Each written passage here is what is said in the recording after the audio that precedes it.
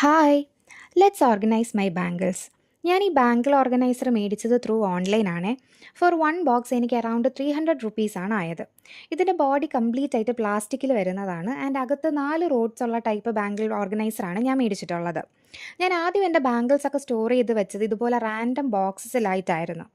ഇത് എവിടെയെങ്കിലും പോകാൻ സമയത്ത് വളരെ ബുദ്ധിമുട്ടായിരുന്നു. ഏത് ബാംഗിൾ ഏത് ബോക്സിലാണുള്ളത്, ഏതൊക്കെ കളർ ബാംഗിൾസാണ് എൻ്റെ കയ്യിലുള്ളത് എന്നൊന്നും ഒരു ഐഡിയ ഇല്ലാത്തൊരവസ്ഥയായിരുന്നു.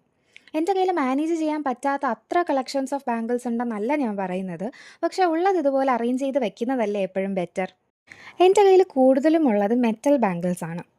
നോർമൽ ആയിട്ടുള്ള മെറ്റൽ ബാംഗിൾസ് ഉണ്ട്, സ്റ്റോൺ വെച്ചതുണ്ട്, ത്രെഡ് ചുറ്റിയതുണ്ട്, വെൽവെറ്റ് ഫിനിഷിലുള്ളതുണ്ട്. ഇതെല്ലാം ആദ്യത്തെ ബോക്സിൽ ഞാൻ കളർ വൈസ് അറേഞ്ച് ചെയ്താണ് വെക്കുന്നത്. ഈ ടൈപ്പിലുള്ള ബാംഗിൾ ഓർഗനൈസേഴ്സ് നമുക്ക് പല സൈസിൽ കിട്ടും. അതായത് നമ്മുടെ വളയുടെ സൈസ് അനുസരിച്ച് എൻ്റെ സൈസ് എന്ന് പറഞ്ഞാൽ 2.2 ആണ്. പല ആൾക്കാർക്കും പലതാണല്ലോ. അപ്പോൾ അതനുസരിച്ച് ഈ റോഡ്സ് തമ്മിലുള്ള വിഡ്ത്ത് കൂടിയും കുറഞ്ഞുമുള്ള പല ടൈപ്പിലുള്ള ഓർഗനൈസേഴ്സ് നമുക്ക് കിട്ടും. അത് നോക്കി മേടിക്കുവാണെങ്കിൽ നമുക്ക് കുറച്ചുകൂടി ഈസി ആയിരിക്കും ഓർഗനൈസ് ചെയ്യാൻ.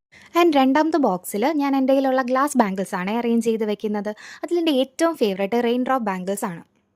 റെയിൻ ഡ്രോപ്പ് ബാംഗിൾസിൽ തന്നെ പല വെറൈറ്റീസ് ഓഫ് ഡിസൈൻ ഉണ്ടെന്ന് ഈ അടുത്തിടെയാണ് എനിക്ക് മനസ്സിലായത്. അതിൽ കൂടുതൽ തിളക്കം ഈ ഡയമണ്ട് ഷേപ്പ് ഡിസൈൻ വരുന്നതിലാണെന്നാണ് എനിക്ക് തോന്നിയിട്ടുള്ളത്.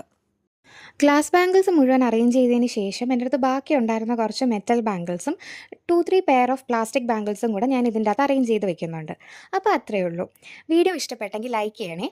ടാറ്റാ.